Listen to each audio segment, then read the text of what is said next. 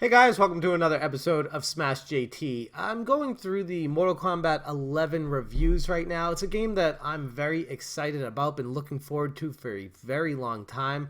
And as of recording this, it's about 15 hours away, just under 15 hours from release. And the reviews are starting to roll in and they're looking very good. But there is something very concerning about them, which is what's prompting me to make this video. And I hope that this is something that's alleviated, that it's not really going to end up being a huge deal down the road. But a few of these outlets have mentioned microtransactions, and it's pretty scary. JT.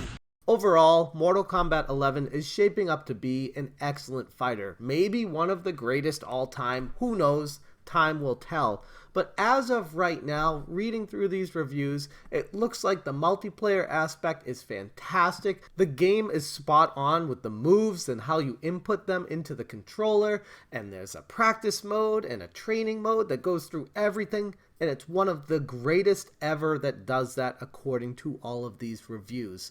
The problem comes in with these microtransactions in the single-player campaign. Those of us who are looking forward to a robust, regular single-player option going through a storyline mode, it looks like there may be some hiccups with that may or may not, like I said, be a big deal when this comes out and people start playing through it, and who knows, they may update it. So this is very tempered expectations as far as the single player mode is concerned, but like I said, I wanted to let you guys know about what I've been reading just so you know what is going on with this.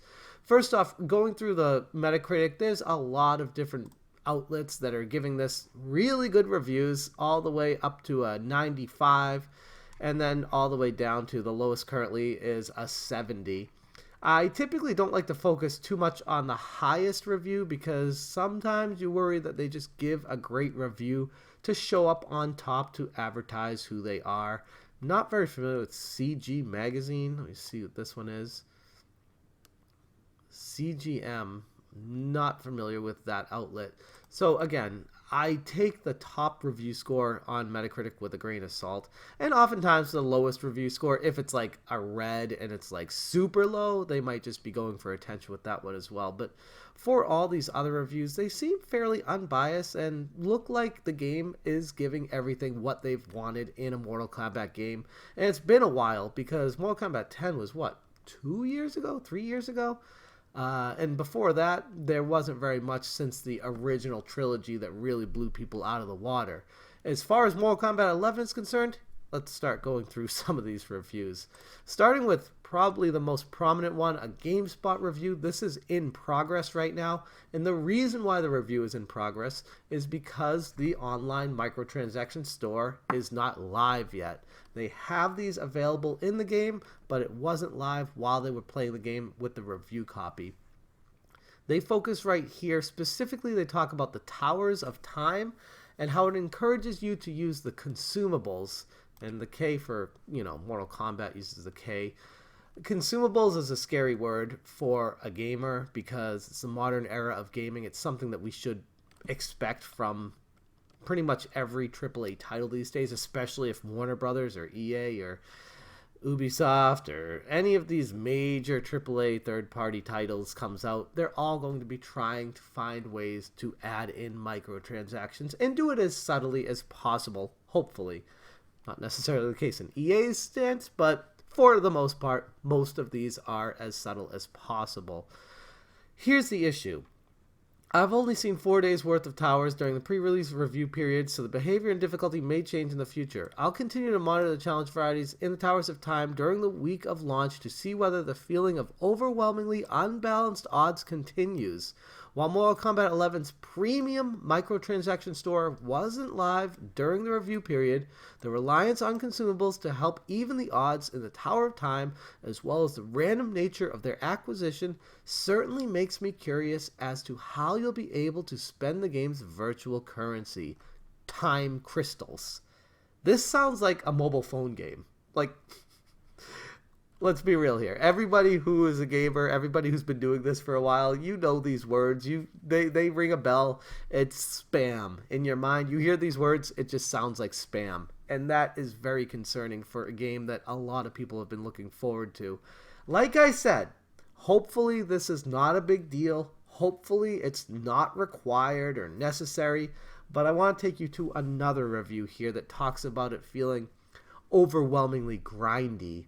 And this one comes to us by the Sixth Access, and they gave it a 70 if I recall. They were one of the lower scores. Yeah, they gave it a 70 overall, which is still a good score. 7 out of 10. That's a game worth playing, obviously. But their biggest concern, and the reason why it affected their score, was in the Towers of Time, there will be a variety of battle collections with specific themes and rewards that refresh hourly, daily, or weekly. That, again, sounds like a mobile phone freemium game. That is scary to me. As a consumer, as a gamer, as somebody who is really looking forward to this game, hearing these words is just, it's not what I want to be hearing going into the release of a big game.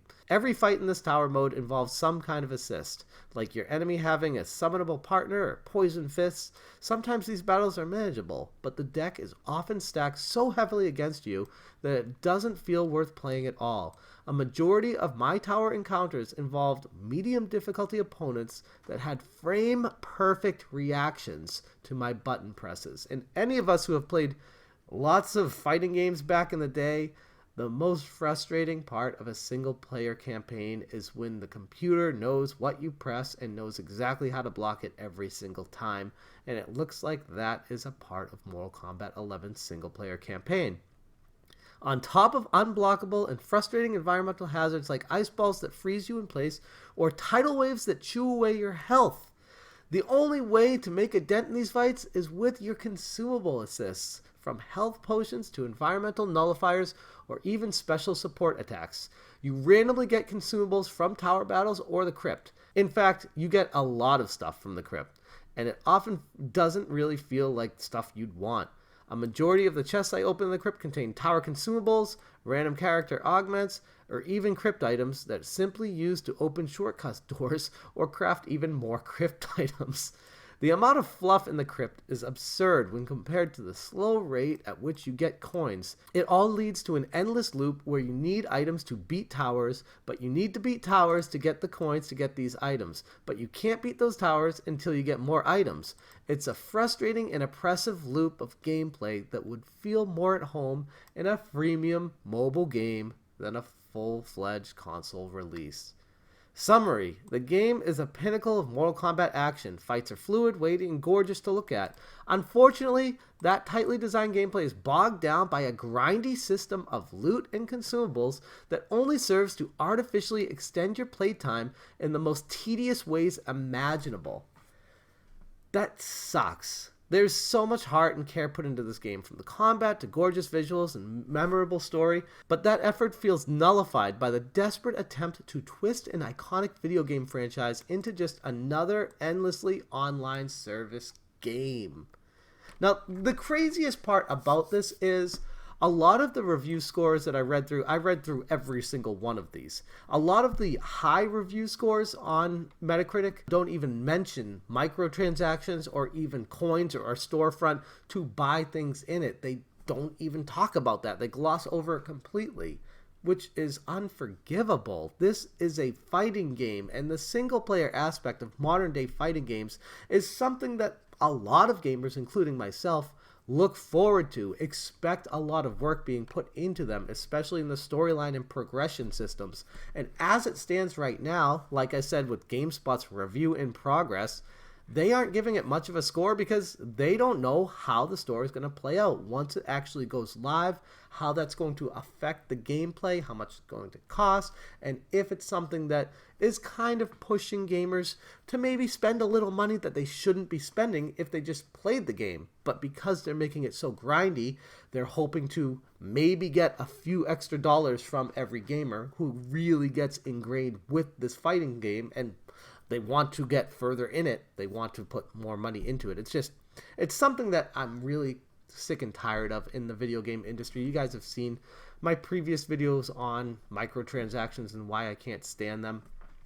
Not saying microtransactions don't have a place in modern day gaming, but what kills me about it is it feels like they are force feeding it to gamers. They are injecting it into every AAA title just to try to make extra money instead of placing it in the game if it feels like it's something that could add extra benefits to the gamer. It's just something they tack on saying, yeah, let's make a grindy system and then add in microtransactions, and then boom, you got a formula for success. You got people spending money because they don't want to grind, they just want to get to where they want to be in the game.